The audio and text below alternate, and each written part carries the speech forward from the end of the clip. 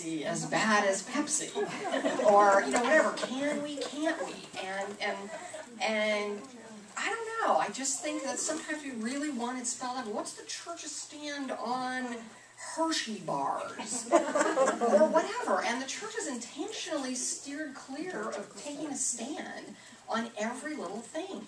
Because we're supposed to exercise wisdom and do what's good for us. You know, at one point in my life, I thought it was really wise for me to drink a lot of Diet Coke because it wasn't full of sugar, and it was the best alternative I have as I was waiting tables. And I drank that for a lot of years. And then one day, I said, I'm so tired of these headaches that I get on the weekend because I'm too cheap to buy this stuff myself, right? And so I was only drinking it at work, and I got these debilitating headaches. And for me, it was the right thing to give it up. And that was 15 years ago. And I accidentally took a sip of what I thought was root beer, but it turned out to be Diet Coke. It's battery acid. It took me a long time to shake that notion, because I thought it was the nectar of the gods for a long time. And I'm not standing here telling you that you should give it up. It doesn't give my husband headaches if he drinks it, but it gave me headaches. And so wisdom for me. It became very, very clear. When I tried to give it up 2 times, I just went cold turkey. And both times I lasted 4 days until I thought my head was going to explode. And the most frightening part of all was when you finally succumb and take a swig of the swill. And then I go, this thing is pretty powerful. But the truth is, it's powerful in me. You can still be my friend if you drink Diet Coke. It's not my place to say that you should or shouldn't. But I do think sometimes, as members of the church, we get a little caught up in this notion of, well, the church never came out against this. So it's like, you know what? Exercise some wisdom in what's good for you. Because that was not good for me. And I stand here today, clean and sober. 15 years, short of an accidental swig. Intended. That was good. Well, if you watch the general authorities and pay attention at all, and I had the opportunity when I lived in Germany, we had the first European conference, and so I got to run around with the wives and take them to lunch and dinner and breakfast and whatever. And I was around the prophets and apostles. None of them ever ordered Coke or Pepsi. You pay attention to what they do. And if they don't do it, that should give you a clue. You can't get it at BYU either, I know. Okay, just really quick, because I graduated from BYU. Anyway, just really quickly, if we read this, and we're not going to because we're running out of time, if we actually read what's in the word wisdom, it tells us very clearly what we can and can't do. So I'm going to cut to the chase here, okay? This is my little mini chalkboard because I thought that I would that. Okay, so this one says, this is the yes. This is the yes, okay? It tells us we can have wholesome herbs, every fruit in the season thereof, flesh of the beasts and fowls of the air sparingly, and grain. I don't think any of us have much trouble with grain. And so, you know, we know what's good for us. It's a pretty rare person who doesn't know what's good for you, because the beautiful thing about our bodies is that although sugar is not on that list, if you eat too much, your body tells you immediately that you've kind of had enough, right? I just think that's fabulous. The whole, I guess bread and butter hasn't gotten to that point, but yeah, so I think we know what's good. But the no list is pretty short.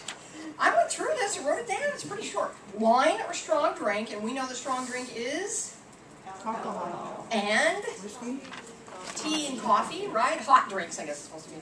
Wine or strong drink, and tobacco is not for the use of man. I couldn't find anything else in there, really, that was a no. So really quickly, what I'd like to do is add a couple things to this list that we know are no's, that are not mentioned specifically in the word wisdom. Who can give me some no's? Drugs. These would be like illegal, illicit, or just addictive. The misuse of legitimate drugs, right? Yes. How about prescription drugs and people don't use them correctly?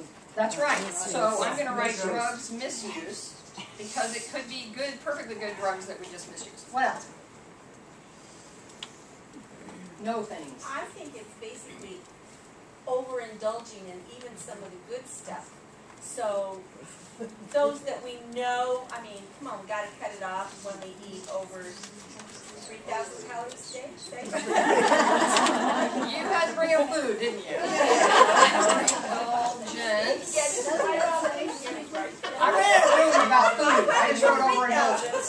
Does it say moderation in all things? It does say moderation in all things. So we know that overindulgence is problematic.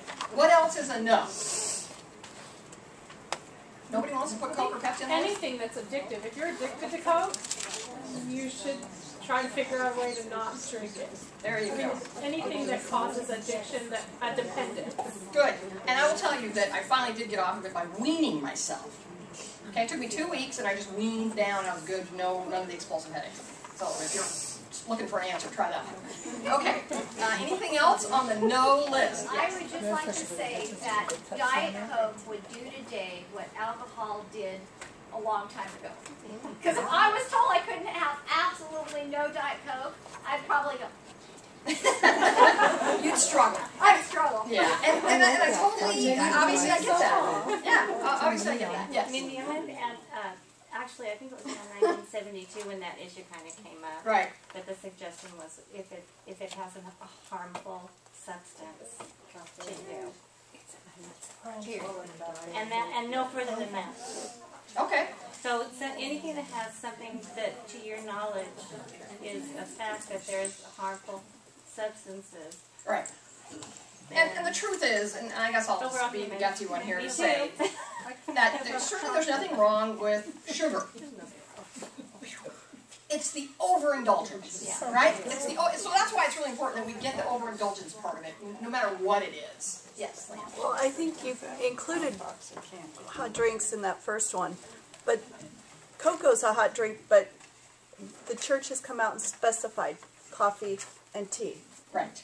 So. Well, I think the reason is because you would never drink your hot cocoa as hot as they drink your coffee and tea. Oh, yeah, I would.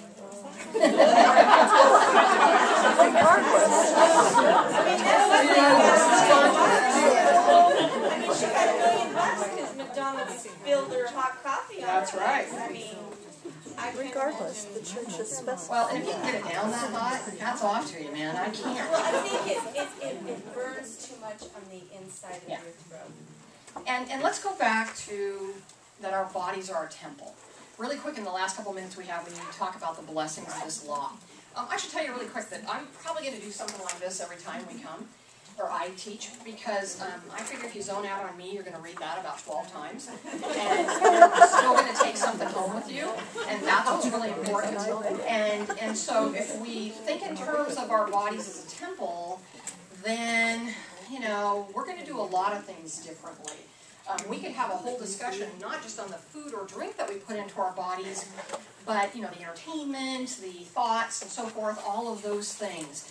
I will say that there are temporal blessings that come from obeying the word of wisdom, and we've already identified some of those. We avoid an awful lot of problems when we just avoid these issues, whether they're addiction or problems with our family members. You know, everybody who's had an alcoholic in their life knows the whole ramifications of the family and all of those things. In the Word of Wisdom scripture specifically, it says that we will be blessed with health in the navel and marrow in our bones. And you and I may not totally understand like the value of marrow in my bones, but I know I need it and I want it. And so that's good. We'll run and not be weary and walk and not faint. The destroying angel will pass us by and not slay us. Let me just throw this out. This is not the key to the fountain of youth. It is not a way to live forever, because we've all experienced the fact that that's not the case. But I will tell you that in my 3 years of doing this nasty commute from my mother-in-law's house to work and so forth, and living on 5 hours of sleep a night for years, I am as sure as the day is long that the Word of Wisdom